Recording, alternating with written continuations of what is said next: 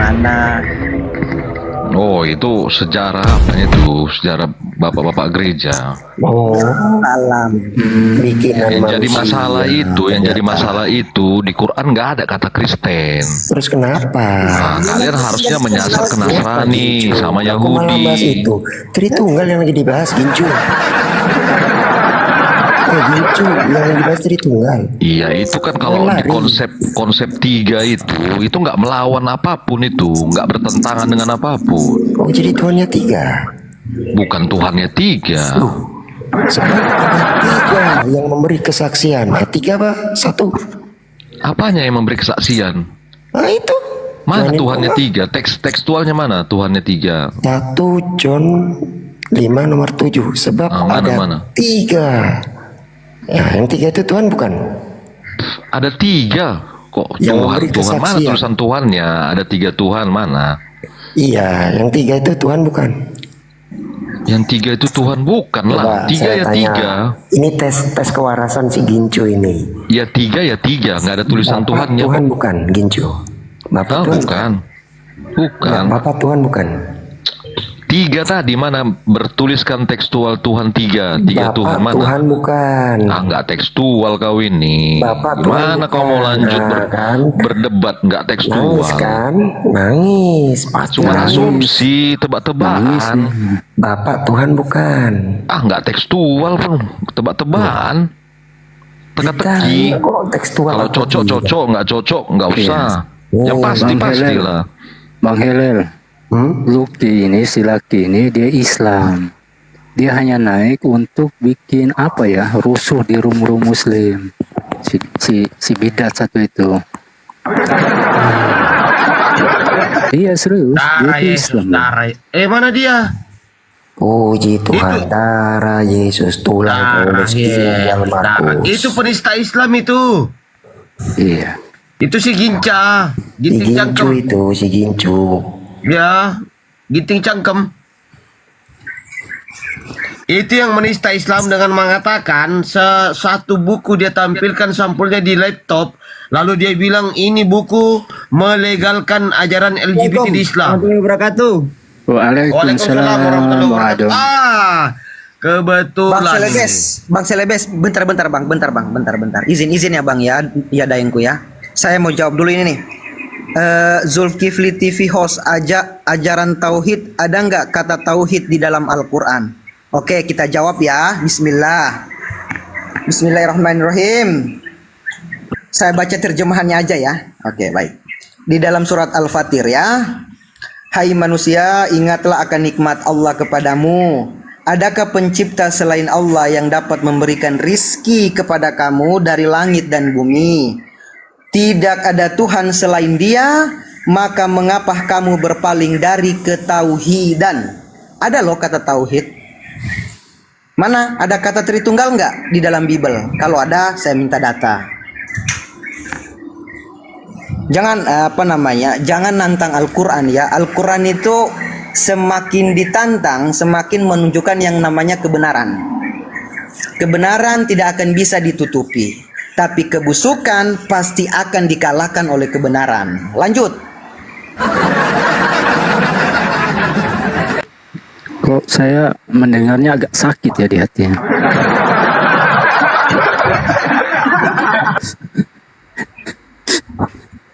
Assalamualaikum. Langsung berhenti tapping tuh si Muaklaf itu. Tintanya habis bang. Hilang juga dari lem. Oh, tintanya habis. Iya. Iya. Jadi memang ya, Kristen itu harus diajarkan harus berbohong, harus antikristus, harus bidat Bible. Itu ajaran mereka dan harus selalu mempercayai harus anti Muhammad, Nah, ternyata ada hotel Lanjutkan Bang Ben, Abraham. Diikutin. Lanjut Nabi lagi. yang kena sihir kok diikutin. Oke, Coba, silakan kenapa Bang Ben, Muhammad lanjut. kena sihir? Coba jelaskan. Saya sebagai pendeta bidat Kenapa Bible Muhammad ya. kena sihir? Coba jelaskan. Saya dulu pendeta. Kenapa pendeta Muhammad besar kena saya. sihir? Coba jelaskan. Ini Bang kenapa Ben, nih? Jemaat Muncung saya kau kenapa gede kali kok dari pada tadi. kumat semua ini? Tauhid mana ada tauhid di Al-Quran muncung kau gede kali. Kenapa? Coba, Ada apa kenapa dengan Muhammad Jesus? kena Ada apa sihir? dengan Jelaskan. Jesus? Nggak ada apa dengan Yesus kok Anda Jelaskan kenapa Muhammad kena sihir. Woi, jelaskan. apa? Kenapa bang? Berat. Ini Kenapa meme anu, bos nih, meme kenapa bos, kejang? meme bos. Kenapa Muhammad kena sihir? Ayo coba. Apa kejang-kejang? Bang Ben, ini meme bos dia. Kenapa Muhammad kena sihir? Kenapa, Jelaskan. Mem? Kenapa? Itu karena dia nabi palsu. Tidak ada nabi kena sihir kecuali nabi Arab. Oh gitu. Paulus, Kenapa nih? itu rasul palsu atau asli? Rasul palsu atau Yesus asli? makan Tidak Yesus ada itu loh, nabi yang kena matinya sihir makan selain racun nabi, itu nih. nabi Arab. Yesus mati makan racun. loh.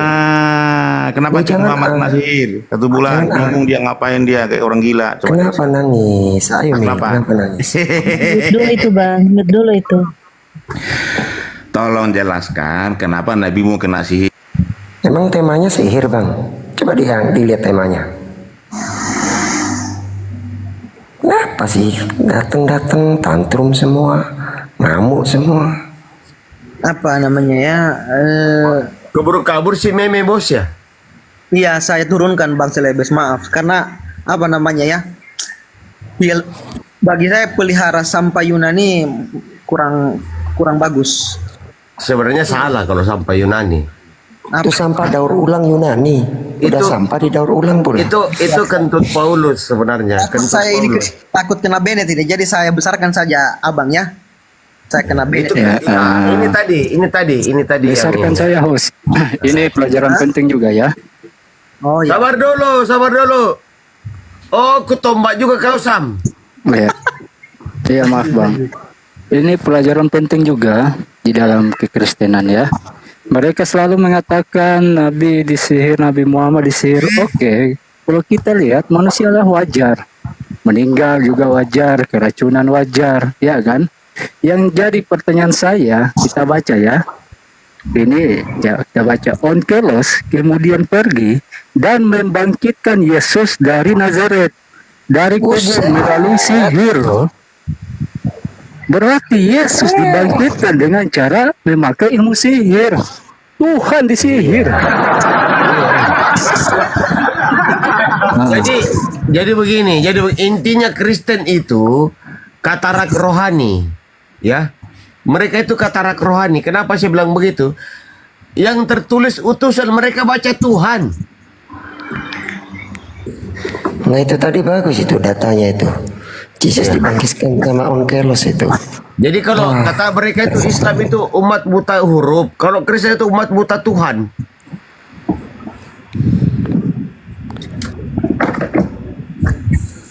Namanya ya Kristen. Tampilkan lagi itu datanya. Masa dibilang palsu? Ini gimana nih? Kasih lihat itu itunya sumbernya. Aduh, makanya bang. Kejang-kejang semua. Ya, Kasih lihat, makanya. kasih lihat. Iya, uskop. Makanya tadi saya dari awal udah katakan saya ini penginjil yang sangat cerdas sekali, sangat dikenal ya. Baik. Sangat Anakku dikenal baik. di dunia maupun di akhirat. Darah, Sangat cerdas sekali saya ini. sangat. Ini ganti akun dulu ya. Kau dengar. Ini ganti akun ganti Ya, akun. Saya juga sebagai pendeta. Dulu saya pendeta kayak host. Saya sekarang bidat Bible ya. Astaga, kena tombak ya. Ditombak Bang Ben. Coba dong. Tombak akun Ini. saya bidat pendeta Naik lagi, bidat Bang Bible. Ben. Bang Selebes. Kena tombak beliau. Iya, ditombak itu. Naik Tapi lagi. biasa itu. Memang harus butuh persembahan. Bang Selebes. Iya. Nah, ini dia kan. Yang kemarin kan. Yang mana? Ini kita bawa ini kan kemarin. Mana orang itu kabur dia? Bang Selebes. Woi, kena tombak, Tiara juga kena tombak. Aduh. Puji Tuhan, Semua puji kena tombak. Tuhan. Kita semua Ini di private dalam dulu. lindungan ya. Private dulu. Akutnya. Kita aman-aman aja. Oke. Ya. Ini jangan-jangan. Jadi kemarin sih Ginca itu ini. Bang Jul. Hmm?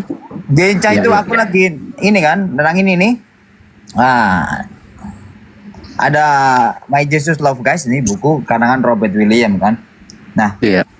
kemudian dia mirroring, dia membawakan ini. Nah, saya sampai beli nih, gara-gara dia kan, sampai beli. Dan ternyata tidak ada di sini, tidak diakui gitu loh. Sampai Kenapa, saya sih Bang, membeli ini. Loh, Waduh. yang nyata di sini nih. Yang nyata Iya. gitu. Si awalnya sih itu si laptop itu. Ampun dah. Apa itu warna kayak gitu? Nah, ini dengan ini jadi digabung jadi satu gitu. Jadi dua hakikat satu. Apa itu mana ya? Satu.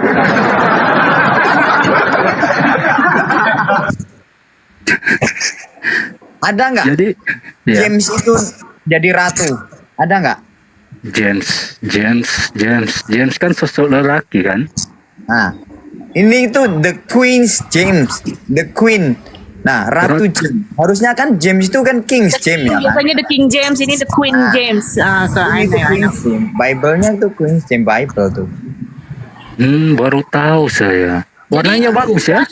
Jadi ini yang perempuannya, the King James yang lakinya. Host, warnanya bagus ya host ya. Kayak gimana gitu kan? Ini warnanya apa ya? Warna Bang Sam pernah nggak? Bang Sam pernah apa namanya? Pernah menyanyi nggak? Ini menyanyi waktu masih kecil. Pelangi, iya. pelangi, alangkah Iya. indahnya kan? Pernah kan? Iya, pernah. Full color. Oh, full color. Oh, Kalau menurutnya Bang Sam, ini pelangi itu lambang apa Bang Sam? itu lambang kalau saya ya. Iya. Jangan menjebak bang, akun saya ini aja loh. Makanya ganti akun. Gak ada lagi bang, sisa ini loh. Tadi 3 ketumbuh aja. Ini Bang Adon. Yo, Ini Bang Adon ini dapat apakah Bang Adon ini dapatnya dari apa namanya? Dari Kristen langsung atau memang Kristen yang menjual ini? ya Kristen yang menjual dong. Oh, Kristen berarti miskin ya, gak ada duit Kristen ini ya. Sian mereka. Lihat lah. Iya, udah lah, Bang bangun Yuda. miskin lagi ya, gak ada duit. ya. Aku sepil-sepilkan nih. Jadi ini yang menjual tuh Kristen semua ini. Miskin ya mereka ya. Oh iya iya. Pertanyaannya cuma satu itu kalau lihat tuh Bible. Itu Roh Kudusnya jenis kelaminnya apa itu yang mengilhami penulis Bible gitu? Tenang nih. Ini ensiklopedia, ya kan? Ya, masya Allah. 2, 3. Ensiklo, oke? Iya, apa itu Bang? Ensiklopedia Bible, jadi Katolik. Nah, kemudian ini Letter of the Scroll. Nah, ini Charlton Heston present the Bible. Oke. Class of the Bible. Ya. Bang Adon. Bang, saya mau lihat yang warna-warni tadi dong. Saya lebih cerah mata saya lihat yang warna-warni. Nah, Di telepon Bible bumbum tuh. bergambar nih, Bible yang bergambar, ya kan? Oh, the Bible. Oh, ada gambarnya juga. Nah, ada gambarnya, ada gambar. Kayak anak PAUD ya, pakai gambar ya, anak PAUD. Bentar. Kalau ada gambarnya misalnya Yehezkiel itu ada nggak, Bang Adon? Bang Adon. Itu kan ada gambarnya, bukan Yehezkiel dong. Aneh penasaran tuh gambarnya macam mana itu? Iya. Ya kalau aku buka ini kan Hidung agung kayak gitu, ketomba, gambarnya macam mana itu? Amsal, ada gambarnya nggak? Misal, Kalau Amsal 7, Bang. Amsal 7 ada. Nanti sebentar ya. Mate maki. Oke. Namegato Jena. Ini Kristen standar. Ini Greek dengan Inggris ya. Jadi Yunani dengan Inggris. Yunani bahasa Inggris. Oh, Uten nggak tahu bahasa Yunani Uten. Iya. Nah ini yang bahasa Yunani asli. Nggak ada ini yang nggak ada Inggris. Gak ada campuran ya? Murahnya. Itu nggak ada anunya kan Bang Don ya? Itu memang murni ada teos-teosnya kan? Murni teos ya. Teos itu apa Bang Adon? Teos itu apa? Ya sudah dewa lah, masa apa sih? Ya udah. Oke, nah Ya, mantap mantap. ini tanahnya. Ah, perjanjian lama kan. Masya Jadi Allah. digabung jadi Oh, satu. Jadi tanah. Wah, belengkap ini. Nah, Iya. digabung jadi satu. Jadi Itu Bang Sam. Bang Sam. Iya, siap. Itu kira-kira Pak Bom Bom ada nggak yang begini? Pak Bom Bom. Ada tapi pinjam. Nanti balikin lagi. Maksudnya bukan punya dia gitu. Oh, ya baik. Nah, kemudian yang ini Ya, apa itu? Masya Allah. Bible. Ini Wah. dalam satu buku Ya. ada 4 Bible. Nah ini. Warna-warni lagi. Ampunlah. Ini sebenarnya Bible atau krayon ya? Krayon itu warna itu. Bang Sam penghujat turun. Bisa mengetahui di sini di mana letak perbedaan antara International Version dengan American Standard, dengan Amplified Bible, dengan King James. Nah, dengan buku ini nih. Ini ada 4 Bible, sampai 6.000 halaman di sini. Ya. Tuh. Kemudian ini ada Talmud Bavli. Oke. Talmud Bavli. Nah, ini ada lagi dia. Ini Wah, bagus tuh, dari Talmud. Vatikan nih, atas ini dari Vatikan dia. Dari Vatikan. Tuh. Nah, masih. Aku juga punya dari Vatikan ada. Kan aku kuliah di sana ya, di Vatikan 3 tahun aku di sana. Lah, ini yang paling lama. Wah, Iya. itu yang paling lama. Apa Ya, itu? ini 1600, tahun 1600 ini. Dari kulit keledai ya? Saya kan tanya host, mana sih host nih? Kan namanya diskusi kan, tanya menjawab gitu. Ya, host. betul. Ya, logik. Iya. Logik ya. Martin Luther. Ini pendiri ini. Protes. Oh, Iya, betul. itu nabinya Oten itu, nabi itu. Ini si Martin Luther. Yang ketawa kita turunkan aja nih. Hostnya Iya, ketawa, yang ketawa kita turunkan turunkan, hostnya. Iya. Ya. Kan tutup muka terus dia. Tahu ini kan kebongkar hostnya. Martin Luther. Tapi aku Yang lihat lama ya. raut wajahnya ya, lihat raut wajahnya agak-agak sedikit itu kayak agak-agak pelangi sih.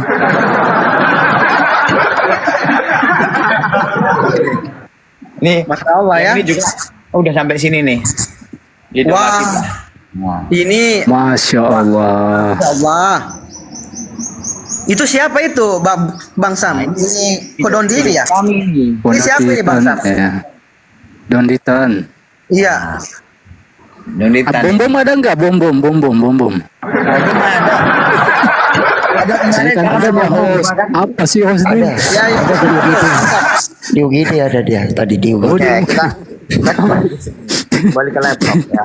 Iya. Oh, iya.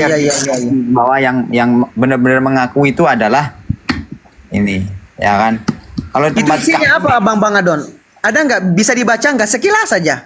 bisa jelas, bisa lah. Hanya sekilas saja ya, supaya kita lihat ya. Isinya Bang. Mungkin ada gambar itu kan. Ini lihat Apa nih. itu, Bang? A Guy Bible, Homosexuality in the Bible, ya kan? Oh. Ini Guy Ya, Bible, ya. ya. Who is Mantap. Queen Jim? Oke, A Fabulous Bible. Ini jelas tuh. Editor's note. Ini yang diedit tuh ini. Why we choose the King James version? What we change? Genesis 19:5, Leviticus 18:22 dan 20:13, Romans 1:26-27, 1 Korintus 6:9, 1 Timothy 1:10, Judge 1:7. Nah, itu. Ini yang dirubah sama di mereka itu. Iya. Sangat edukasi ya room ini ya, sangat edukasi, cerdas ya orang-orang di sini. Beda sama di room yang itu udah bego, kafir, bau lagi. Sini cerdas, ada bukunya nggak download.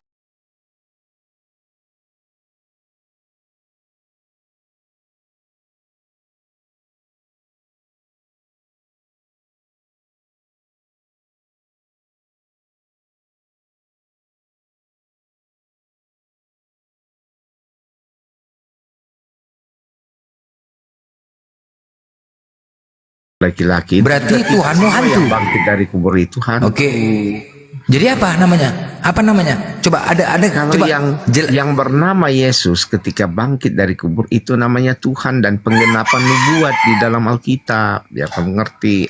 Enggak, coba gini lah. Kita udah lama berdiskusi. Selain nggak ngerti. Selain apa lagi namanya? Yang namanya bangkit dari kubur selain hantu apa lagi dikatakan coba? Yang bangkit dari Bising kalian kok tuh. Coba. Sebenarnya kalau Selain daripada bangkit dari kubur dagingnya itu bukan hantu. Kalau Aku hantu tanya tidak dulu. berdaging. Gimana Ya, aku sekarang? tanya, bangkit dari kubur selain daripada hantu apa namanya? Nggak ada yang bangkit dari kubur selain Yesus. Siapa lagi manusia yang bangkit dari kubur selain Yesus? Bangkit zombie bangkit dari kubur kan hantu. Mana Ya kan? ada itu kan hayalan blender. Kamu Kok airan lagi cemana nya kau nih? hayalan kamu ceritakan di sini. Ada. Kok airan cemana? Si kamu Kan cerita hayalan. Kan aneh ya kamu. bangkit. Ada nggak film dulu bangkit dari kubur apa judulnya itu? Ya udah itu kan film. Jangan. Loh, kan ada kan bangkit dari kubur. Ada. Kau tahu kok blender. Kalau di sini kan, kalau kau ngerti ya, di sini dikatakan bedakan kenyataan dan kenataan. Tahu kau apa maksudnya? Kenyataan itu kenyataannya kan. Kalau kenataan itu kena dampar. Jadi bedakan dong kenyataan dengan kena dampar. Ini kamu nggak bisa bedakan sih. Yang setahu aku bangkit dari kubur kalau nggak Gundurwo kuntilanak. Nah, itu kebanyakan nonton kamu, banyak nonton film horor sih. Berarti Yesus hantu. Yesus hantu. Ya Yesus mati dan bangkit. Itu Ya dia. hantu lah berarti hantu. Ya terserah kamu lah kalau nganggap hantu. Loh, suka mulai itu. Apa? Oke. Tahu nggak kau di Matius 7 yang dikatakan Thomas ketemu itu? Siapa tuh? Hantu kata Thomas, ya kan? Iya, Thomas pertamanya Ya kan? dia kan hantu. Padahal Iyalah, Yesus kan hantu lah orang pokok dari bagian dari tidak kubur. berdaging. Ya, iya kan? Katakan Yesus hantu itu tidak berdaging, maka peganglah Yang- katanya kan. Iya, Makanya langsung hantu kan- dibilang si Thomas, ya Tuhanku, ya Allahku katanya. Jadi dia menyebut Yesus itu mana? Tuhan Allah. Iyalah, loh itu kalau Iya betul hantu, ya kan pertama disebutnya hantu kan, Benar. Kamu ini sebenarnya orang pintar loh. Kamu gampang memahami sesuatu. Tapi kok kamu Oke. nggak mau apa ya? Nggak mau Oke. jujur ya? Ketika berdoa. Kau mengatakan bangkit dari ketiga. Iya. Ya, kau tahu pergantian Yahudi di sana? Jam berapa? Jam 6 sore. Jam 6 sore. Kejadian penyalipan hari apa? Hari Jumat. Hari Jumat. Oke, hari Jumat jam 3 Eli lama sabahtani masih berkata? Itu kisaran sebenarnya gini ya Blender. Kisaran waktunya antara jam 12 sampai jam 3 gitulah. Nggak Oke, ada. jam 3. Nggak ada yang Oke. tepat sekali di situ waktunya. Jadi kayak mana kontradiksi kayak gitu? Aduh. Kontradiksi sih masalah waktu. Loh, Itu beda jam masalah lucu kok nih. Loh, Seharusnya gini. jadi mana? sebentar. Kalau Siapa nulis kamu itu? Iya, kalau kamu berpikir secara apa ya, secara nalar ya. Seandainya Yohanes bilang misalnya itu, Matius bilang jam sekian, datang lagi yang sana bilang jam sekian, tepat semua waktunya sama nih. Justru aku itu yang kurang percaya aku. Kenapa? Itu penuturan manusia pada waktu itu. Gimana sih? kamu? Gila kok ya. Jadi yang berbeda itu kok percaya? Jadi mana yang dipercaya kalau Justru gitu? yang beda itu menunjukkan realita yang ada pada waktu itu. Bah, hancur bah. Kenapa? Hancur lah. Jadi sekarang Jadi sekarang yang mana di antara dua itu yang benar? Ya kita gini. Waktu itu kan kekisruhannya. Di situ kan murid-muridnya pada lari kan ketika penyalipan. Mereka malah hancur tahu kali, sebenarnya waktu tepatnya itu. Gimana sih kamu? Justru yang kamu permasalahkan hal yang sepele. Gimana sih kamu ini? Yang Aduh, harus Ma. kamu persoalkan misalnya, betul nggak Yesus itu disalib? Betul nggak dia mati dan bangkit di hari ketiga? Itu yang jadi persoalan bukan? Ya udah, makanya kita bahas ini, kronologinya kita bahas, ayo. Makanya aku tanya yang pasti jam 3 atau jam 12? Antara kisarannya jam 3, jam 12 sampai jam 3. Cemana mau dikatakan ini Cemanalah mau dikatakan ini fakta kebenaran. Sedangkan waktunya saja berbeda-beda, informasinya berbeda-beda. Cemana mau dia nggak benar? Kau pun aneh lah kau nih nggak aja. Ini bukan ilmu fisika atau ilmu kimia. Kalau kimia itu misalnya reaksi suatu zat A tambah zat B, dia akan menjadi ini. Itu memang suatu kepastian. Tetapi kalau penulisan jam mengenai ke penyalipan Yesus, itu kalau memang ke semua penulis menulis waktunya tepat waktu itu, justru itu saya nggak percaya lagi. Pasti itu ada kalau etikan kau gitu loh. kalau kau membaca tulisan itu di buku, di majalah Bobo, di majalah koran, boleh kau mengatakan gitu. Tidak ada yang pasti. Tapi ini tertulis di kitabmu. Berarti kitabmu nggak pasti, bos. Lah iyalah. Ini tertulis di kitabmu. Sedangkan Menurutmu kitab sekarang- itu sekarang harus gini aja, pasti. Oke, saya mengerti Ya kan? cara pikir kamu. Nah, sekarang Ya gini aja. Menurut kamu, firman Tuhan itu apa sebenarnya? Ini kan kami menganggap nih, Biblos ini firman Tuhan. Menurut kamu firman Tuhan itu seperti apa? Perkataan gini ya prosesnya ya, biar kau paham ya. Allah berkata ya, berfirman kepada malaikat Jibril. Disampaikan malaikat Jibril, dan malaikat Jibril mendengar, kemudian malaikat Jibril turun ke bumi menyampaikan kepada Nabi Muhammad. Apa yang disampaikan Allah kepada malaikat Jibril, malaikat Jibril menyampaikan kepada Nabi Muhammad, tidak ada yang kurang ataupun bertambah satu huruf pun. Paham gak? Tidak ada berkurang dan bertambah satu huruf pun. Apa yang disampaikan Allah itu disampaikan kepada malaikat Jibril. Malaikat Jibril menyampaikan kepada Nabi Muhammad, dan Nabi Muhammad menghafal penyampaian itu. Kemudian Nabi Muhammad menyampaikan sesuai, tidak ada berkurang dan bertambah. Ya, tidak ada berkurang dan bertambah satu huruf pun. Apa yang disampaikan malaikat Jibril kepada Nabi Muhammad menyampaikan kepada umatnya sesuai dengan apa yang disampaikan malaikat Jibril. Nggak ada berkurang, nggak ada bertambah. Paham? Kemudian saat itu apa yang disampaikan Nabi Muhammad ditulis oleh sahabat-sahabatnya. Itulah prosesnya. Nah, sekarang bagaimana dengan kalian? Bagaimana prosesnya? Ini kan oke. Yesus ini kan ada murid-murid tuh, 12 ya kan. Jadi bukan semua murid-murid Yesus menulis tentang kejadian waktu itu. Hanya yang ada itu kalau muridnya langsung sih ada 4 ya. Ya kan? Kamu tahu itu pasti udah lama kamu di sini kan. Jadi mereka menuliskan itu, apakah itu perkataan Tuhan langsung? Misalnya Tuhan mendiktekan, kamu menulis ini Matius, kamu menulis ini Lukas. Bukan seperti itu. Tetapi ketika mereka mengetahui kejadian itu, maka mereka menuliskan melalui inspirasi yang mereka dapat. Jadi bukan seperti Al-Quran yang dikatakan langsung oleh inspirasi yang mereka dapat berarti hasil dari pemikiran sendiri yang nulis itu. Ya, Ya. bukan maksudnya begini.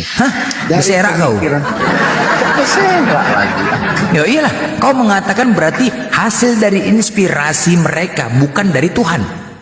Hah? Iya. Cemana kau di babak belur kau? Ini terus potong. Loh, kau yang mengatakan gitu kok. Berarti Bibelmu bukan dari firman Tuhan. Selesai. Ya kan? Jelas.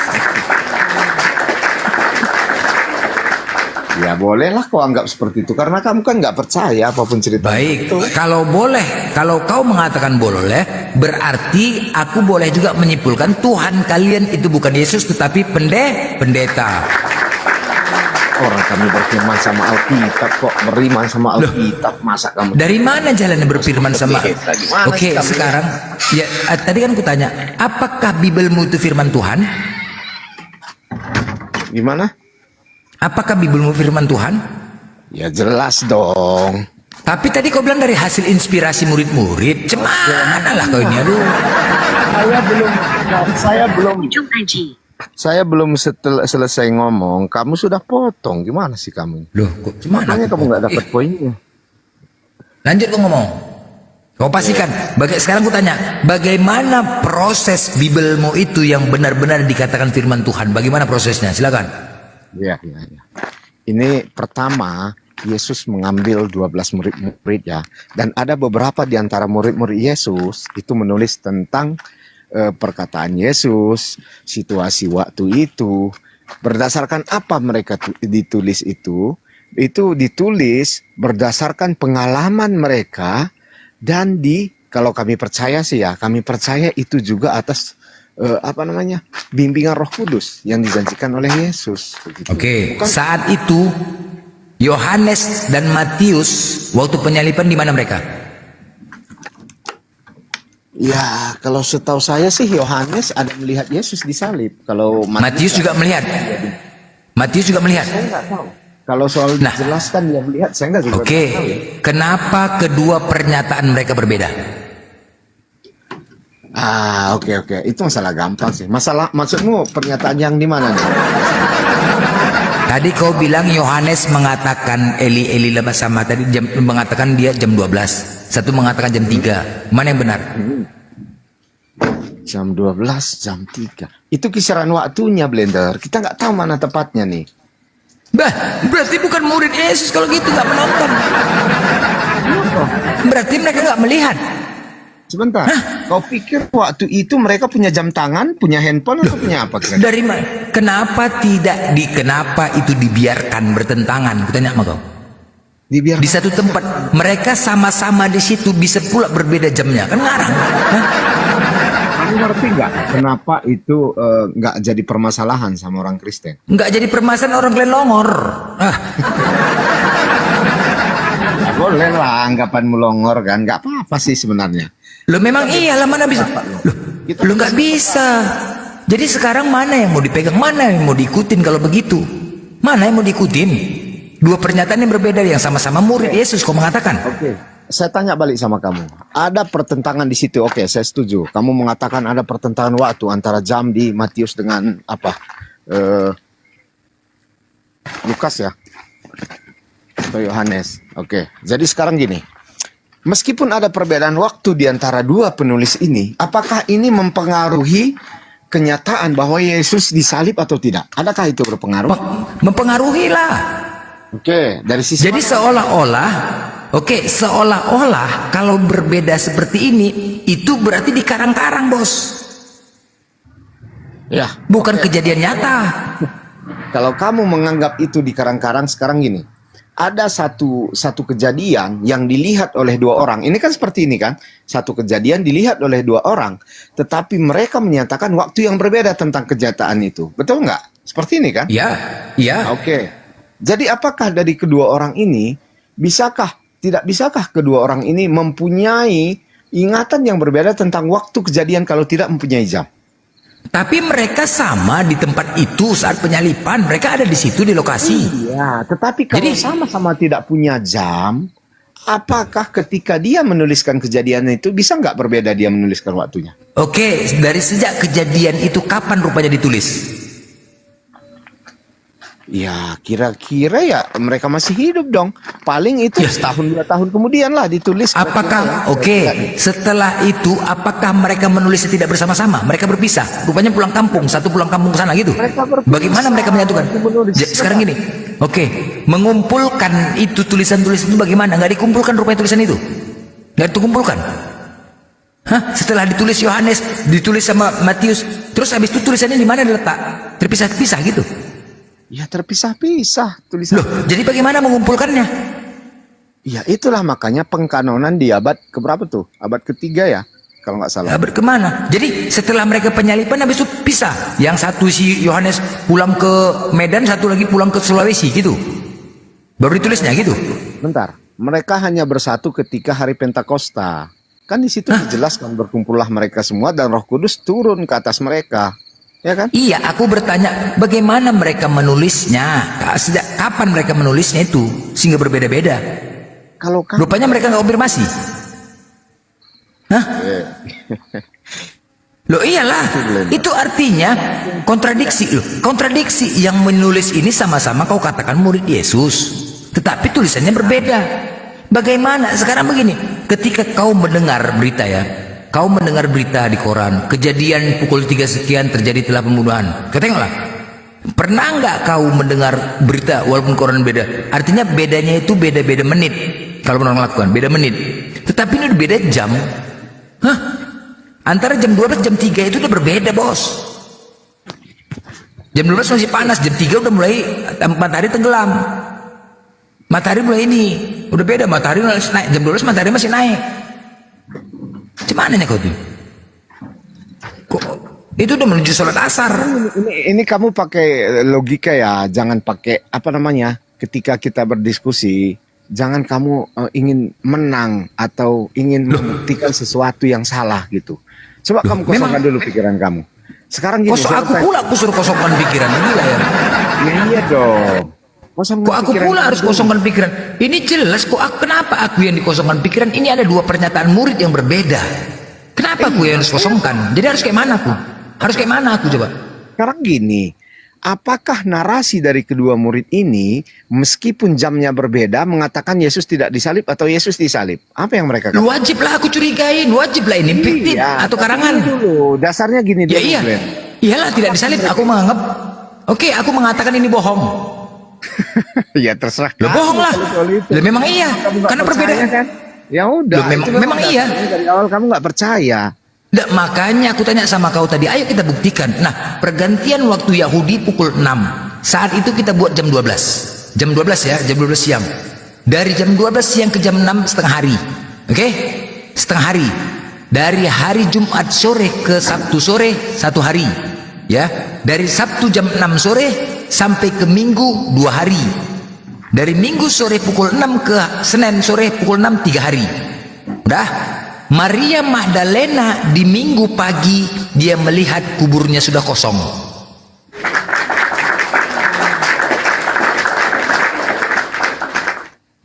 Ketika Maria Magdalena dan Salomo membawa rempah ingin melihat kubur Yesus, dilihatnya kuburnya sudah kosong di hari kedua.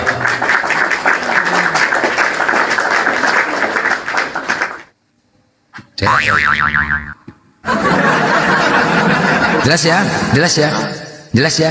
Minggu pagi ya, kejadian hari Jumat, pergantian Yahudi saat itu pukul 6 sore, pukul 6 sore Jumat sampai Sabtu 6 sore 1 hari. Itu kan naik, itu kan 1 hari ya. Pukul 6 sore hari Sabtu sampai ke Minggu sore 2 hari. Minggu sore ke Senin sore 3 hari. Seharusnya Yesus bangkit di hari Senin, bukan hari Minggu. Tetapi Minggu pagi Maria Magdalena dan Salomo mendatangi kubur Yesus, dilihatnya kuburnya sudah kosong, diambil orang.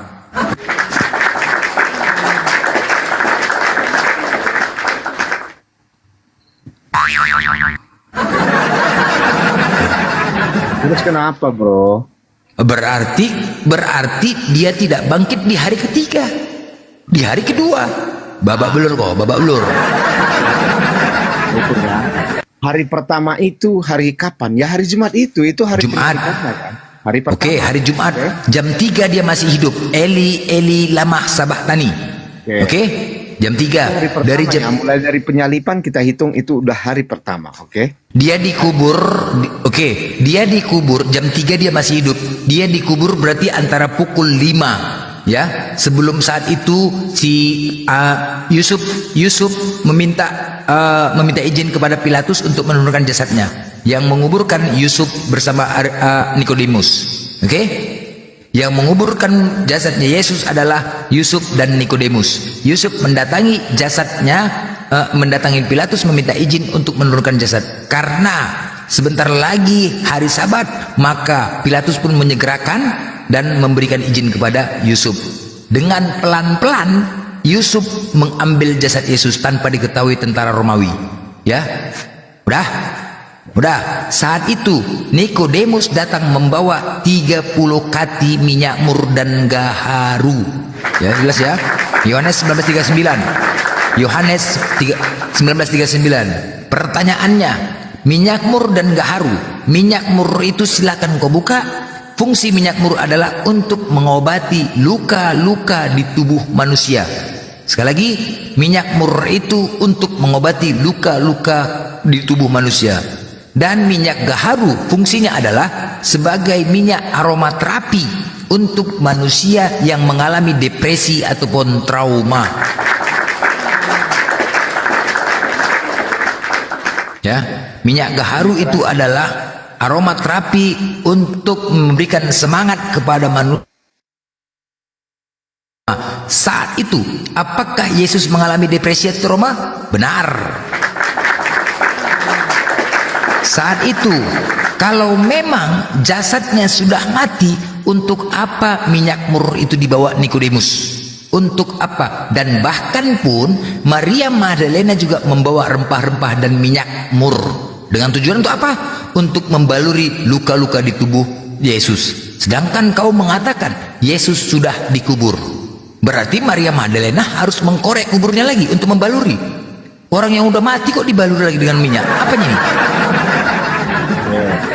Kalau dia sudah mati, kecuali dia membawa minyak rempah untuk dikubur. Tetapi fungsi minyak mur itu dan minyak gaharu bukan untuk penguburan, tetapi untuk mengobati luka. Artinya dari ayat ini kita mencurigai kalau Yesus ternyata tidak mati.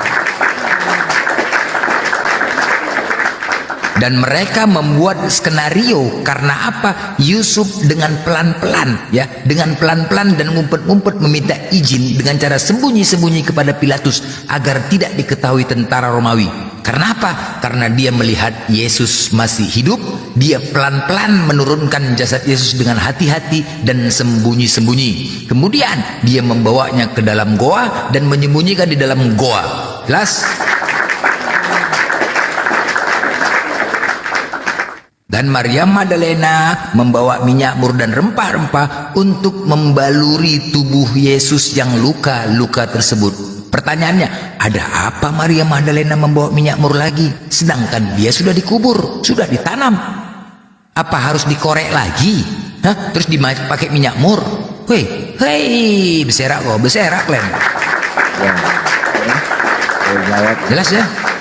Jelas ya, jadi disembunyikan. Jadi mereka ya, dari ayat tunggu dulu, aku menyimpulkan dari ayat ini ya, kita mencurigakan kalau Yusuf, Nikodemus dan Maria Magdalena mereka membuat skenario ya, mereka membuat skenario tentang Yesus kalau Yesus itu ternyata masih hidup, tapi seolah-olah dia sudah mati dikubur. Dan mereka membuat skenario kalau mayat Yesus hilang, takut nanti dibongkar mayatnya kosong. Ternyata benar ya, takut skenario. Mereka menyembunyikan jasad Yesus. Mereka menyembunyikan jasad Yesus karena Yesus masih hidup.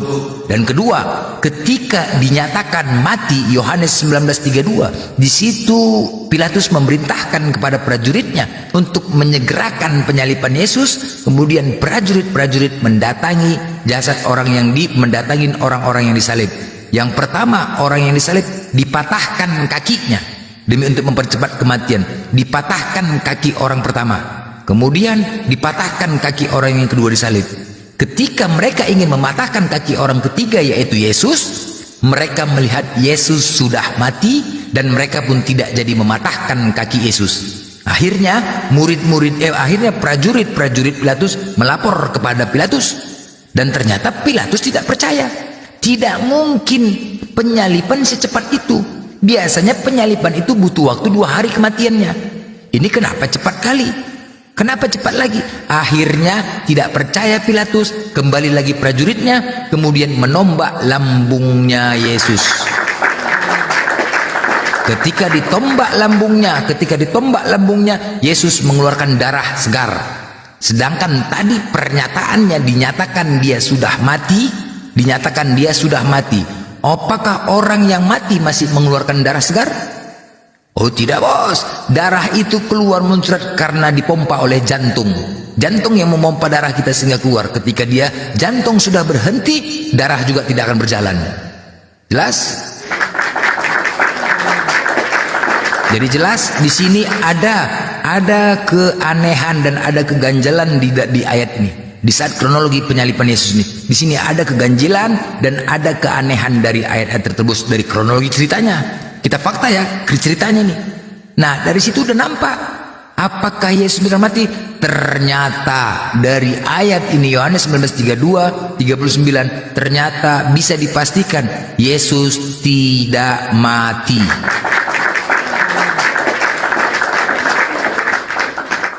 Silakan.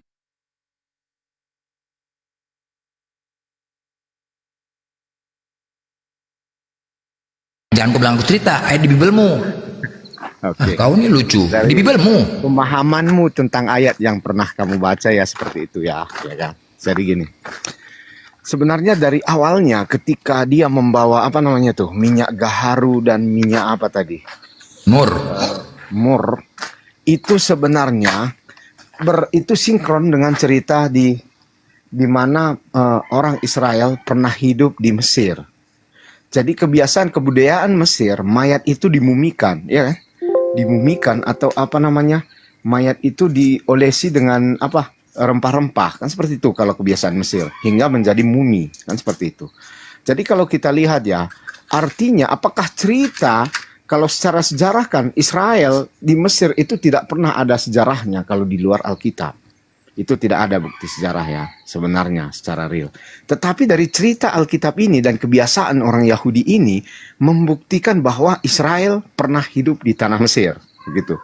Jadi kenapa itu minyak gaharu dan minyak yang apa itu tadi dibawa itu membuktikan mereka pernah hidup di Mesir, bukan untuk menyembuhkan luka-luka seperti yang kamu bilang. Justru ketika kamu mengatakan ketika lambungnya ditombak dan darah mengalir, kalau kamu mengerti ya Blender ya, darah itu tidak serta merta membeku loh ketika kamu mati. Itu ada prosesnya sekitar 1 jam. Boleh kamu cek sekarang di Google. Jadi kalaupun kamu mengatakan ketika itu ditombak, berarti dia kan masih hidup, dia nggak mati. Tapi kalau lambung seseorang ditombak, mana ada lagi yang hidup? Kalau lambung ditombak, kamu kena mah aja pun, kena GERD, kamu mati loh. Gitu. Jadi apalagi lambungmu ditombak, itulah pasti mati. Cuman kenapa lambungnya ditombak? Itu memastikan kematiannya. Jadi di sini dua realita yang kamu sebentar. Dua realita yang kamu katakan di sini. Yang pertama, kamu membuktikan cerita Alkitab itu benar bahwa orang Israel pernah hidup di tanah Mesir dengan apa? Dengan bukti dari minyak gaharu itu yang diolesi pada tubuh. Dan kamu bilang tadi kan kuburnya digali lagi. Ya tidak, memang waktu itu dan kenyataannya pada waktu itu bahwa orang-orang Israel Yahudi itu mati dikuburkan dalam goa. Jadi hanya menyingkirkan batu begitu. Lagipun kuburan Yesus dikatakan dijaga oleh pasukan supaya memastikan tidak ada yang mencuri mayat Yesus, kan seperti itu. Kamu bisa membuktikan kebenaran Alkitab di sini ya. Ku bantah ya. Kau tadi pertama mengatakan minyak mur itu untuk orang Mesir untuk dijadikan mumi. Pertanyaannya, apakah Yesus dijadikan mumi? Kau tadi mengatakan minyak itu untuk orang Israel Mesir untuk dijadikan mumi. Apakah Yesus dijadikan mumi? Udah, aku bantah tuh ya, terbantah ya. Yang kedua, kau tadi mengatakan ditikam lambungnya. Pasti mati. Lambung itu pasti mati ya. Setahu aku ya, kalau ditikam jantung baru mati, bukan lambung ya. Ketika kau tikam pun lambung masih hidup, lambung tulongor masih hidup ya. Tapi kalau jantung dihajar mati. Makanya kalau orang menembak itu yang ditembak jantung ya. Orang nembak kemudian itu yang ditembak sasaran jantung, bukan lambung. Nah ya, bukan lambung. Jadi kalau kau tanya kena tikam, dulu kawan aku udah kena tikam lambungnya, masih hidup deh bos, masih hidup. Paham kok? Jadi nggak usah narasi kau mengarang-arang. Ini fakta yang terjadi ya, fakta yang terjadi yang kita lihat itu minyak mur dan gaharu ya. Sekali lagi, minyak mur dan gaharu. Kalau memang dia sudah mati, tinggal dicangkol tanah ya, tinggal dicangkol tanah, dipakaikan dia kain, dimandiin dia, dibersihkan dia, ditanam, selesai. Kalau memang Yesus itu mati, kalau memang Yesus mati, apalagi waktunya itu kepepet, sebentar lagi sudah hari Sabat, artinya tinggal cangkol, kerjakan segera. Cangkol tanah, dibuat lubang, habis itu dipakaikan kain lenan, dimandikan, dibersihkan, udah dibungkus pakai kain lenan, ditanam, selesai. Ini minyak mur itu untuk apa bos? Minyak gaharu itu untuk apa? Sekali lagi, itu jadi ngapain Nikodemus itu membawa minyak itu sebanyak 30 kati? Untuk apa? Tujuannya dia untuk apa? Nikodemus datang membawa minyak mur. Pertama Yusuf sendiri yang meminta izin, habis itu Nikodemus tidak minta izin, dia di belakang. Datanglah Nikodemus membantu Yusuf. Kemudian dengan membawa minyak mur, sekali lagi, minyak mur itu tujuannya adalah untuk mengobati luka-luka di tubuh manusia, untuk mengobati, mengeringkan luka-luka di tubuh manusia. Itu fungsi minyak mur. Minyak gaharu fungsinya adalah aromaterapi untuk memberikan semangat kepada orang-orang yang mengalami depresi dan trauma. Ketika Yesus ditangkap, apakah dia tidak trauma? Ketika Yesus disalib, apakah tidak depresi? Waktu dia mau ditangkap saja pun dia ketakutan. Di Taman Getsemani dia berkata, sungguh aku sangat takut kali. Hingga mau mati saking ketakutannya dia. Ketika dicari-cari tentara Romawi. Rasa takut dia yang tertinggi gitu. Jadi minyak gaharu itu untuk memberikan semangat dia lagi. Artinya apa? Dia itu masih hidup, bos. Jadi nggak bisa lagi dibantah. Itu menurut Bibelmu. Kita tujuannya gini loh. Fungsi dari apa yang tertulis, ya, apa yang tertulis itu fungsinya digunakan untuk apa? Kan jangan yang aneh-aneh. Itu loh. Jadi makanya mereka buat skenario seolah-olah Yesus dikubur, padahal dia diletakkan di dalam goa. Dia masih hidup, disimpan di dalam goa. Tetapi kuburannya tetap dibuat. Kuburannya tetap dibuat seolah-olah ditanam. Akhirnya mereka buat skenario. Maria Magdalena minggu pagi datang. Datang dia, disitulah menjerit. Ternyata mayat diambil orang. Udah hilang. Padahal tidak diambil. Memang sengaja dibuat gitu. Itu skenario mereka. Biar jangan sewaktu-waktu nanti takutnya nanti dibongkar oleh tentara Romawi.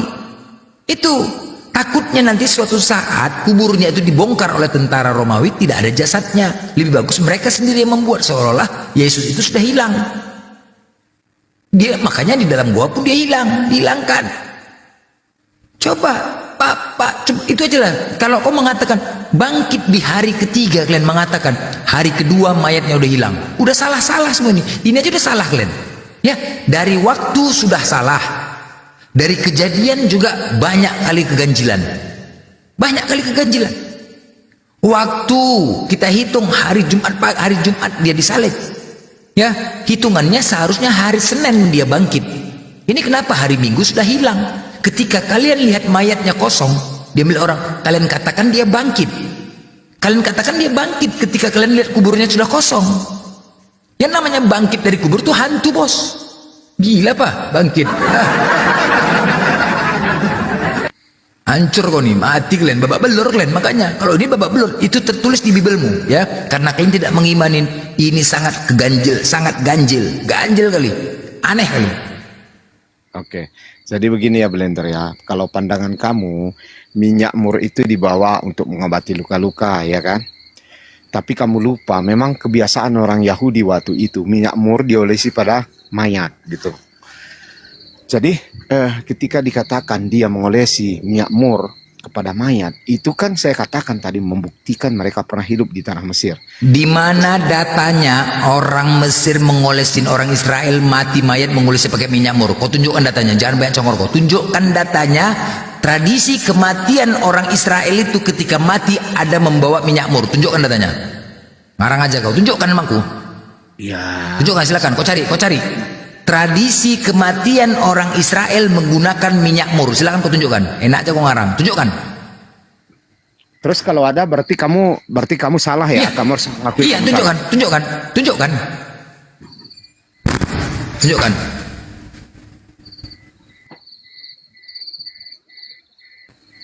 Kau buka di Google minyak mur itu untuk apa?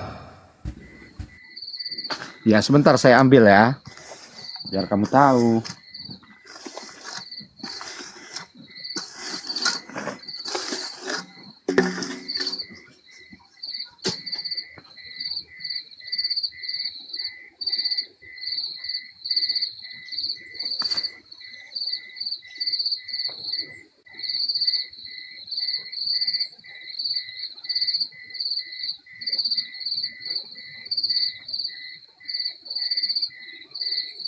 Lama kali nyarinya. Yang di bawah teman-teman bantu tap-tap layarnya ya, biar kuat kumalnya.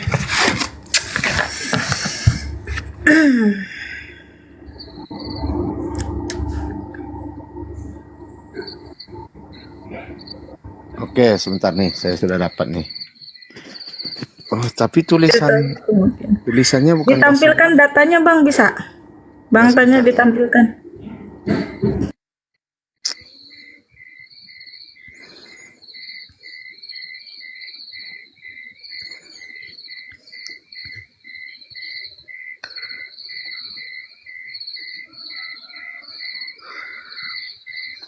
Kok ada suara jangkrik bang, krik lama kali. Ya sabar dong, sabar. Krik krik krik. Ah, ngantuk lagi kita ya kan. Ketiduran nanti. Ya saya di tengah hutan ini, hutan belantara, makanya suara jangkrik banyak. Oh gitu. Sabar Bu. Saya takut digeruduk sama blender, makanya saya mengungsi nih di tengah hutan. Nanti digedor-gedor lagi pintunya.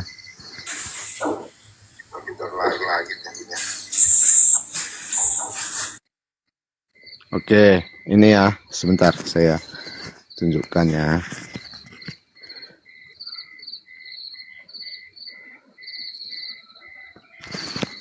Beserak kau, beserak, buat beserak.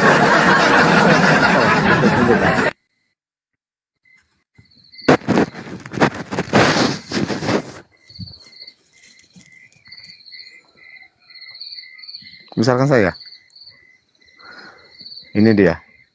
Ini situsnya apa nih ya? Kok ngeblur sih?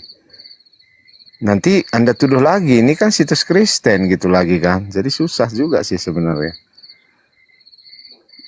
Jadi di sini diterangkan di situs ini ya. Ini situsnya ini nih, biar kalian lihat dulu ya. Jesus Christ ORG ya. Di sini dikatakan bahwa mayat pada waktu itu, secara garis besar aja ya, mayat pada waktu itu diolesi dengan minyak mur dan rempah-rempah. Dan dia dibaringkan dalam gua seperti ini, bukan seperti Blender tadi katakan bahwa itu digali. Gitu. Pertanyaan aku, kau mengatakan tradisi orang Yahudi mati menggunakan minyak mur. Gak usah kau cerita Yesus. Tradisi orang Yahudi, bukan cerita Yesus bos, jangan. Tadi itu, tradisi orang Yahudi mati menggunakan minyak mur. Silakan. Ini tadi, ini situsnya dia, adat penguburan orang Yahudi. Nanti kamu boleh cari di situ ya. Itu kita berbicara Yesus bos. Ini kan kau mengatakan tradisi orang-orang Yahudi mati menggunakan minyak mur. Mereka hanya mengatakan begini, mereka mengolesi minyak dan rempah-rempah pada mayat, Blender. Kalau kamu lihat orang kalau itu tadi kan sudah kujelaskan, itu tentang Yesus. Itu kan tentang Yesus. Sekarang kau mengatakan tadi itu tradisi orang Yahudi mati menggunakan minyak mur. Sedangkan minyak mur itu kegunaannya untuk mengobati luka-luka di tubuh manusia. Sekarang aku minta mana datanya. Kalau tradisi mati orang Yahudi itu menggunakan minyak mur. Iya, saya mengatakan bahwa orang Yahudi itu mati diolesi rempah dan minyak-minyakan gitu loh. Memang nggak dijelaskan secara rinci minyak apa. Mana datanya? Itu tadi yang saya tampilkan tadi. Itu Yesus, bukan orang Yahudi, Yesus. Dia juga menampilkan di situs itu juga mengatakan begitulah tradisi Yahudi pada waktu itu, begitu loh. Tradisi ini menggunakan apa? Hah? Yesus, itu Yesus. Sekarang tradisi orang-orang Yahudi kalau kematian menggunakan rempah-rempah dan minyak. Iya, betul. Oke, apakah ada disebut minyak mur? Minyak nggak disebutkan secara spesifik. Adakah disebutkan minyak murnya? Minyak apa, Blender? Cuman diolesi rempah dan minyak, itu yang dikatakan. Oke, minyak. Oke, minyak rem dengan minyak makan sama nggak? Beda dong. Tapi tapi namanya tetap minyak ya? Ya, minyak, namanya minyak. Oke. Oke, kau mengatakan dibaluri dengan minyak mur sama nggak? Ya, sama tapi serupa. Iya, sama nanya nih. Tadi kau mengatakan mayatnya ketika dikubur dibaluri oleh minyak dan rempah-rempah. Ya. Kira-kira minyak dan rempah-rempah sama nggak dengan minyak mur? Ya, bisa jadi sama, karena nggak disebutkan minyaknya.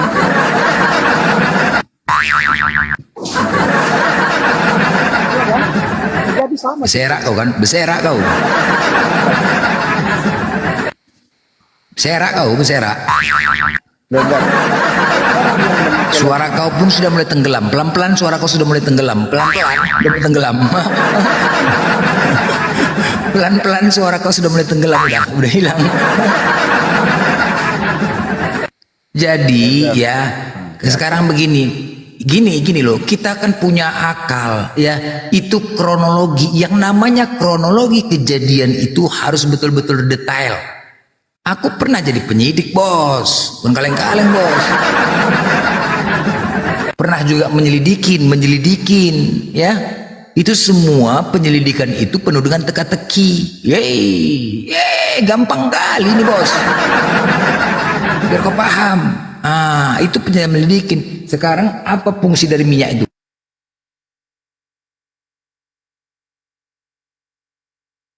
Apa fungsinya coba? Begini Blender, ini hampir jam 6 ya. Kamu setuju nggak kalau kita bahas fungsi minyak mur itu? Maksudnya gini, kebiasaan orang Yahudi dalam memperlakukan mayat pada waktu itu, saya bisa bawakan banyak datanya. Tapi kalau secara langsung kamu minta sekarang ya kadang nggak bisa kita tampilkan. Tapi maksud saya gini loh, ini kan saya anggap saya mengasihi kamu ya Blender ya, biar kamu bertobat. Makanya saya mau membuka logika kamu nih. Bahwa semua rangkaian cerita yang ada di dalam Alkitab atau Biblos itu yang paling masuk akal. Kenapa saya katakan? Ketika kamu boleh nanti cari sendiri, nggak usah saya yang mengatakannya ya. Kamu nanti cari sendiri betul atau enggak.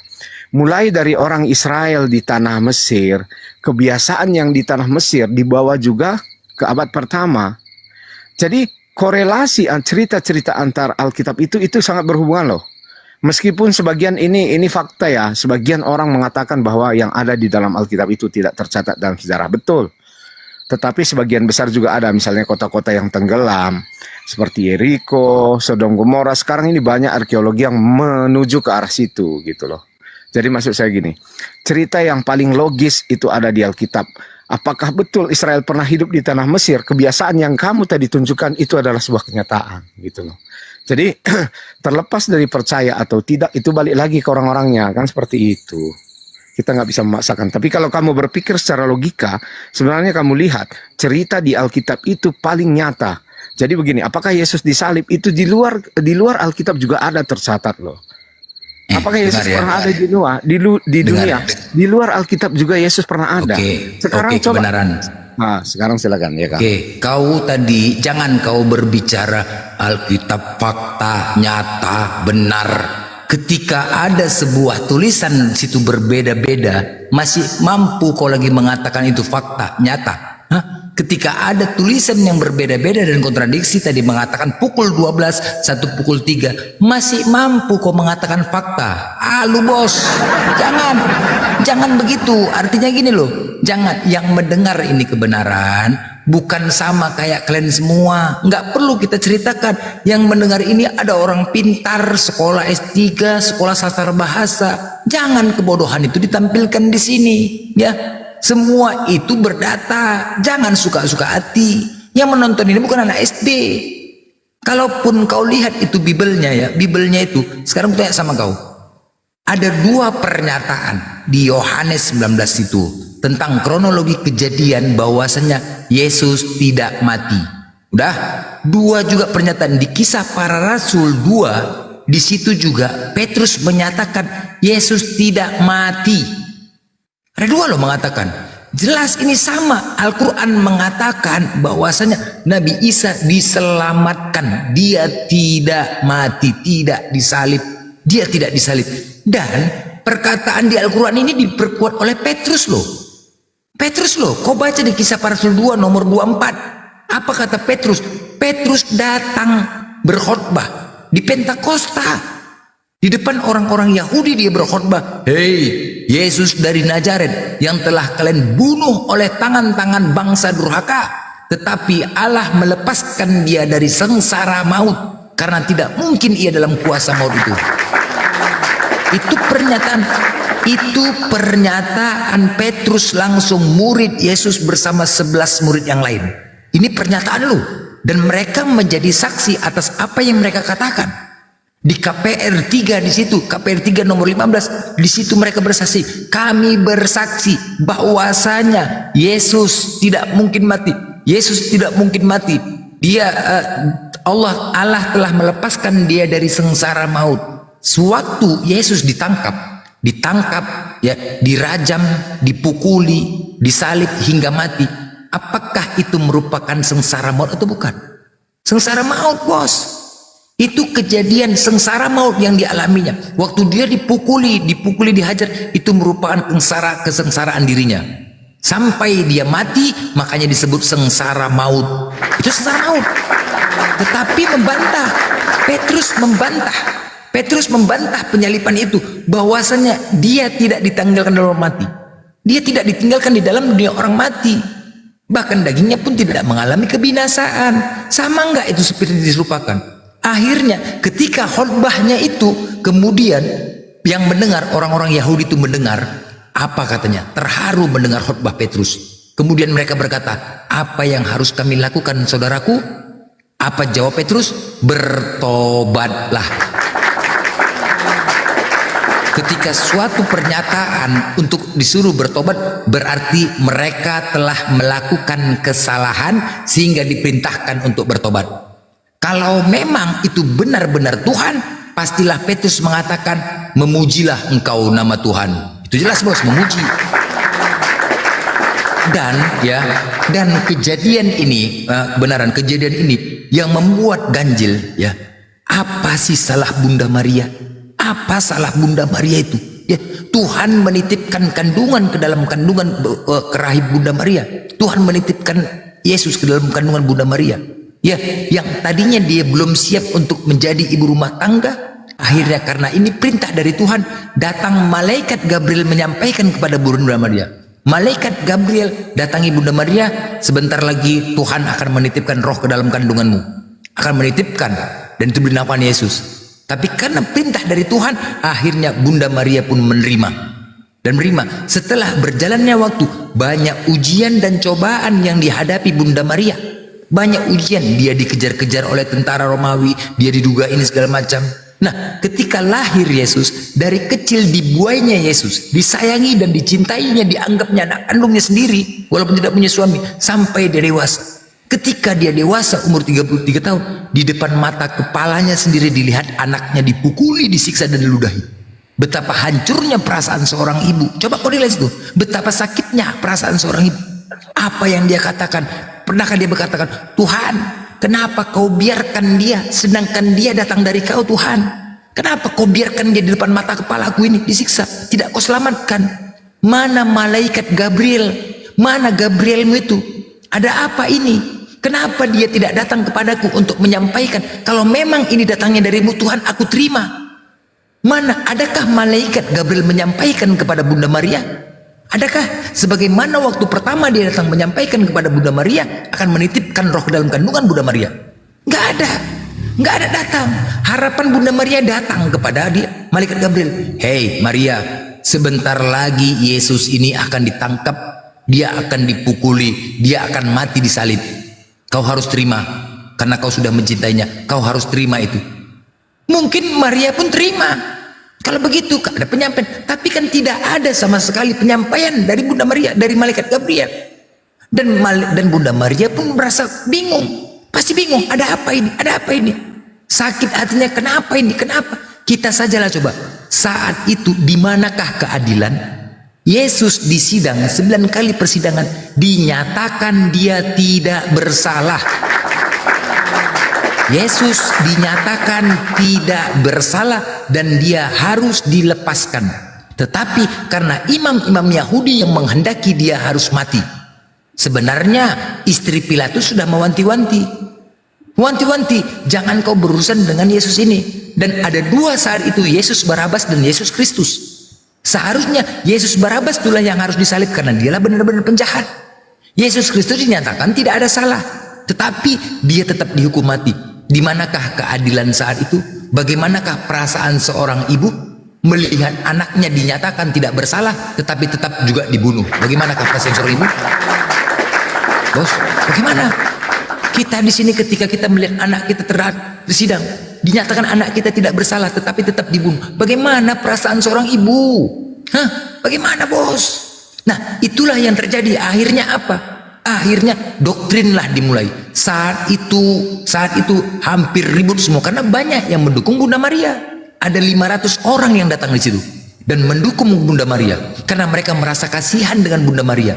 Merasa kasihanlah seorang ibu. Ya, hati nurani manusia seandainya itu terjadi kepada anak kita. Hati nurani manusia membantu Bunda Maria, memberikan semangat kepada Bunda Maria.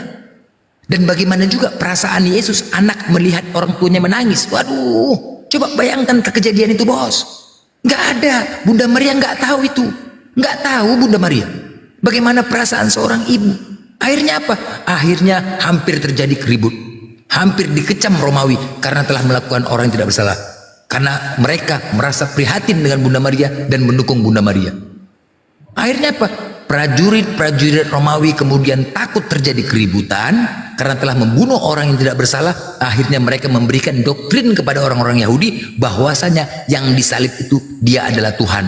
Tujuannya untuk apa? Tujuannya adalah untuk menebus dosa-dosa kalian, untuk menghapus dosa-dosa kalian agar kalian bisa selamat. Dan ini adalah keinginan dia sendiri.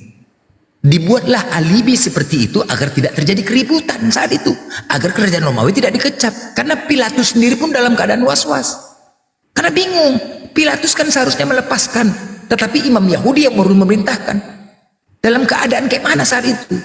Kayak kemana? Akhirnya terjadi keributan. Akhirnya orang-orang Yahudi didoktrin seperti itu, didoktrin seperti itu. Nah, ketika saat itu orang-orang Yahudi sudah percaya pernyataan-pernyataan tentara Romawi, diamlah semua, senyaplah semua keadaan.